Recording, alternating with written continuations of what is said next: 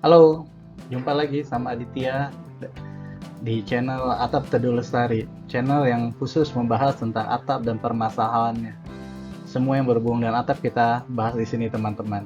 Yang untuk tema kali ini kita bahas adalah genteng yang bisa diaplikasikan untuk berbagai bentuk atap.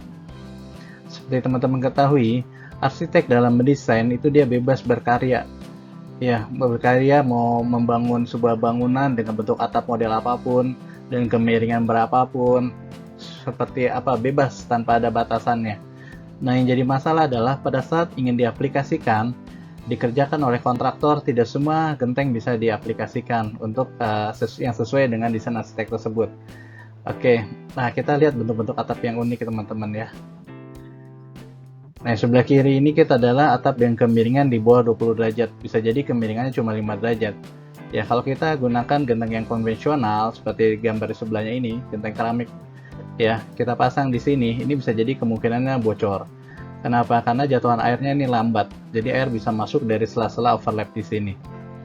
Begitu juga kalau misalnya gentengnya itu bentuknya tegak lurus 90 derajat. Kalau kita pasang genteng konvensional, beton atau keramik, ini dia bisa jatuh ke bawah seperti itu karena sangat curam sekali. Atau dengan atap yang bentuknya unik seperti perahu terbalik seperti ini, diperlukan genteng yang benar-benar fleksibel, jadi dia bisa dibentuk, bisa melengkung sesuai dengan bentuk rangkanya di bawahnya seperti itu. Atau juga bentuk atap kerucut seperti ini yang tinggi dengan sambungan nok di atasnya, atau yang tanpa nok seperti ini. Atau juga bentuk atap yang seperti rumah-rumah di Eropa, di Kanada berbentuk puri seperti ini, ya, dengan kerucut-kerucutnya 90 derajat seperti itu. Tidak semua atap bisa diaplikasikan teman-teman untuk bangunan seperti ini, untuk atap seperti ini. Atau juga bisa atap yang langsung menyatu menjadi fasadnya, jadi dindingnya seperti ini. Ini unik sekali bangunannya teman-teman. Jadi kalau arsitek dia mendesain sebuah bangunan yang bentuknya unik, itu menjadi suatu prestisius, menjadi kebanggaan tersendiri buat arsiteknya. Seperti itu. Nah, sekarang yang dimaksud dengan genteng seperti ini apa sih? Genteng apa sih yang bisa diaplikasikan untuk berbagai macam kemiringan seperti tadi, bentuk seperti ini? Ya, ini kita bahas teman-teman. Ya, genteng yang kita bahas tadi itu adalah disebut dengan genteng single bitumen. Genteng Aiko single bitumen. Genteng ini diimpor dari Kanada. Di mana bahannya genteng Aiko itu yang pertama bahan dasar itu adalah bitumen. Bitumen itu aspal, teman-teman. Aspal yang sudah melalui proses kimiawi, kemudian ditambah dengan tulangan fiberglass, dan bahannya dari fiberglass. Supaya teman-teman ketahui yang namanya aspal itu kan cair teman-teman ya. Nah, supaya dia bisa kaku itu ditambah tulangan. Tulangan itu bahannya dari fiberglass seperti itu. Kemudian finishingnya dengan batuan atau granus seperti itu. Jadi si batuan ini berfungsi juga dia sebagai memberi keindahan pada si atap, kemudian juga sebagai anti UV-nya supaya tidak panas teman-teman ya. Nah, dalam satu lembar genteng ini kita ambil genteng yang model tradisional, model maraton disebutnya, tipe maraton. Panjangnya ini 1 meter, kemudian lebar ini 34 cm ke bawah. Ya, kemudian yang overlap ini 20 cm teman-teman. Ini overlapnya 20 cm, yang terekspos ini hanya 14 cm.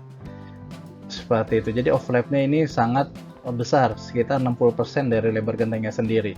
Seperti teman-teman ketahui, kalau genteng keramik dan beton itu kan overlap cuma 3 sampai 5 cm. Makanya dia tidak bisa kemiringan di bawah 30 derajat. Nah, kalau ini overlap itu sampai dengan 60%. Seperti itu. Jadi untuk kebocoran sangat aman. Dan gentengnya sendiri ini kan diimpor langsung dari Kanada sana. Jadi di sana iklimnya tidak hanya musim panas dan musim hujan, tapi ada juga musim salju. Dimana kalau musim salju itu lebih beresiko terbocor teman-teman. Kenapa? Karena salju akan menumpuk di atap. Nah, setelah dia menumpuk, kemudian mencair. Nah, disitulah resiko bocornya sangat tinggi. Jadi kalau teman-teman pakai genteng ini bisa dipastikan itu aman, tidak akan bocor atapnya seperti itu. Dan genteng ini karena diimpor langsung dari Kanada, maka genteng ini dia memiliki standar atau sudah disertifikasi, sudah diuji gitu. Standarnya namanya American Standard STM. Yang diuji apa? Yang diuji adalah terhadap kestabilan bitumennya, kemudian ketahanan apinya, kemudian ketahanan anginnya dan yang lainnya teman-teman. seperti itu. Kenapa harus diuji? Supaya teman-teman lebih nyaman, lebih yakin seperti itu. Nah, standarnya karena standar dari Amerika sana, otomatis standar itu tinggi teman-teman. Jadi kalau teman-teman nggak usah khawatir kalau genteng ini diaplikasikan untuk suhu tropis di Indonesia. Gimana kan beda suhunya Pak gitu kan? Di sana kan tidak terlalu panas, di sini panasnya sampai 34 derajat Celcius bahkan lebih kalau di atap. Ini aman nggak? Atapnya tidak akan meleleh, sudah dipastikan aman teman-teman.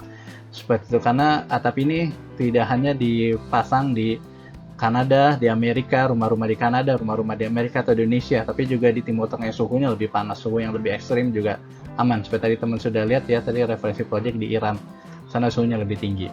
Dan untuk menjamin itu, atap ini digaransi selama 25 tahun teman-teman. Jadi si bitumen ini digaransi selama 25 tahun tidak akan rusak.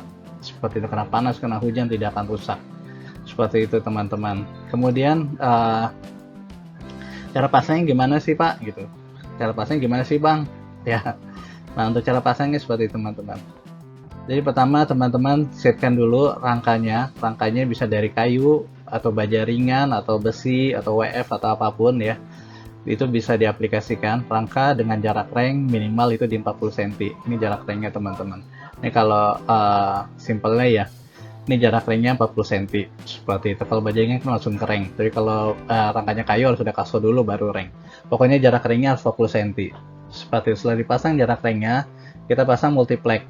Multiplex ini tebalnya minimal 9 cm. Kemudian setelah pasang multiplex, kita pasang flashing sekeliling multiplex ini. Tujuannya supaya menghindari tampias air dari hujan ya, air hujan, supaya tidak tampias di ujung-ujung multiplex ini.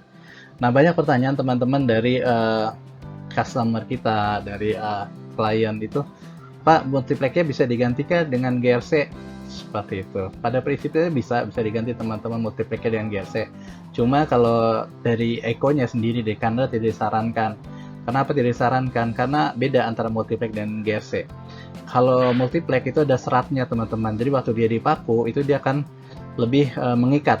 Seperti itu. Dan kalau di GRC begitu kita skrup itu dia tidak ada seratnya, jadi kekuatan anginnya kurang, dia akan terbang. Jadi kalau teman-teman mau menggunakan GRC, lapisan di atasnya harus menggunakan underlayer yang torching, yang sistemnya bakar seperti itu. Jadi itu aman, segiranya tidak akan terbang. Nanti underlayernya dibakar di atas GRC, kemudian atapnya baru dibakar di atas GRC gitu, dipanaskan teman-teman. Nah, kalau yang standar dengan multiplex ini kita lebih sarankan, iya multiplex tapi punya kekurangan, dia tidak tahan rayap gitu. Sebenarnya multiplex musuhnya bukan rayap teman-teman, karena multiplex itu bukan beda sama kayu ya yang sudah gelondongan seperti itu.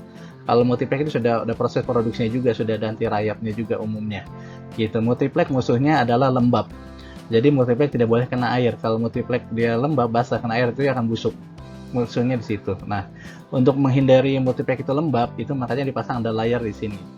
Nah, underlayernya Eco itu spesial, dia bahannya dari polipropilen film. Jadi polipropilen ini dia bukan kertas tapi sejenis kain teman-teman, dimana fungsinya bukan hanya untuk melindungi genteng atau multiplex dari atas, dari resiko kebocoran, tapi juga bisa melindungi multiplex dari kondensasi, bisa mencegah terjadinya kondensasi. Apa itu kondensasi? Kondensasi itu supaya multiplexnya tidak lembab gitu. Jadi kalau ada uap air yang terjebak di multiplex, itu bisa dialirkan keluar melalui underlayer itu ke atas, jadi tidak mengendap dia uap airnya. Tapi kalau ada air jatuh di atas ini, itu ditahan dengan underlayernya. Jadi underlayernya berfungsi sebagai waterproofing, juga berfungsi sebagai mencegah kondensasi, mencegah kelembapan. Dia ada dua fungsi. Beda kalau misalnya teman-teman pasang aluminium foil dan yang lainnya, itu kan dia hanya untuk waterproofing aja ya, melindungi dari air yang dari atas ini supaya tidak masuk ke multiplex. Tapi kalau underlayer yang Eco memang sengaja didesain untuk suhu di Asia Tenggara yang memang tingkat kelembapannya lebih tinggi seperti itu. Jadi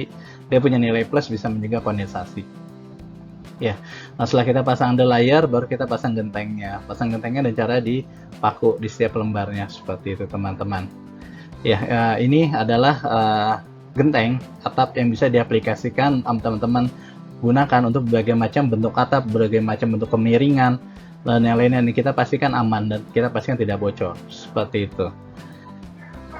Dan yang paling penting teman-teman, kalau misalnya teman-teman beli gentengnya kemudian dipasang juga oleh PT Atap Teduh Lestari ini, Ini kita juga berikan garansi pemasangan teman-teman. Garansi pemasangan itu selama 1 tahun.